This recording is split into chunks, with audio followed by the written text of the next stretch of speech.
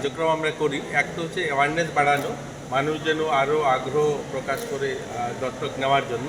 আরেকটা নিতে গেলে তার কী পলিসি কী করে নিতে হয়, এগুলো নিয়েই অ্যাওয়ারনেস আমাদের আজকে যে প্রোগ্রাম হবে।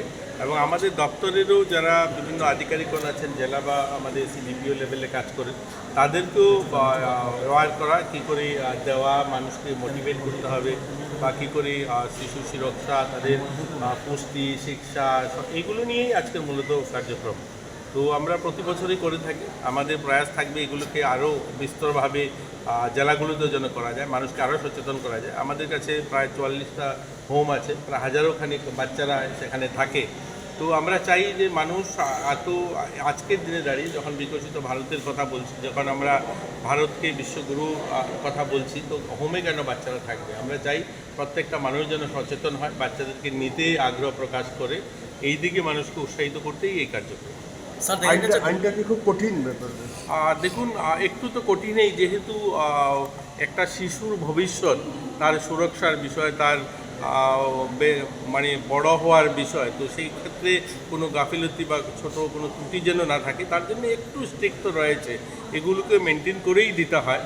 আর এরপরেও আমাদের যে হোমগুলো আছে সেখানেও তাদের সুরক্ষা, তাদের পড়াশোনা, তাদের স্বাস্থ্য, সেগুলোও যেন সুনিশ্চিত হয়। কারণ আগামী যে আমরা ভবিষ্যৎ বলি, শিশুরাই আগামী দিনে ভবিষ্যৎ, তাদেরকে নিয়ে কোনো ধরনের যেন কোনো ত্রুটি না থাকে, সেগুলো নিয়েই আমরা যারা অ্যাডভোকেটরা লিগ্যাল বিষয়গুলো দেখেন তারাও থাকেন, তারাও এগুলো নিয়ে সচেতন করেন সবাইকে। আবেদন আছে? হ্যাঁ, রাজ্যে আবেদন আছে এই ধরনের? আবেদন রয়েছে, কিছু আছে তো আপনারা জানেনই, কারা যেটা ন্যাশনালাইজ পুরো সারা দেশে একটা সিঙ্গেল পোর্টালেই দেওয়া হয়ে থাকে, সেখানে আবেদন করতে হয়। সেগুলো তো রয়েছেই এবং সেগুলো ফুলফিল করে দেওয়া হয়। এছাড়াও আমাদের এখানে যে হোমগুলো আছে, যারা মা বাবা নেই এরকম বাচ্চাও আছে, বা সিঙ্গেল প্যারেন্টস যারা লালন পালন করতে পারছে না, অবহেলিত বাচ্চা, তারাও আমাদের হোমে থাকেন।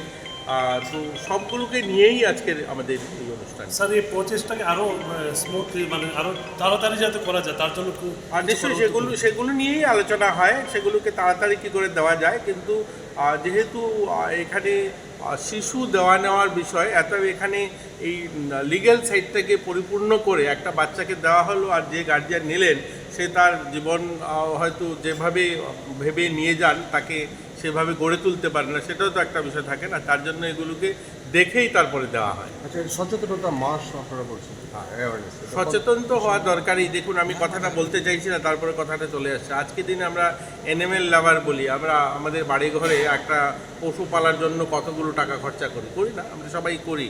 কিন্তু সেই ক্ষেত্রে আমরা মানুষকে যদি দেখি, হাজারো বাচ্চা আছে আমাদের রাজ্যে, কিন্তু 1000-এরও কাছাকাছি বাচ্চা হোমে থাকে, যারা হয়তো বাবা নেই বা কারো একদম অবহেলিত বা রাস্তা থেকে কুড়িয়ে পাওয়া, এরকম কিন্তু হাজারো বাচ্চা যারা হোমে থাকে।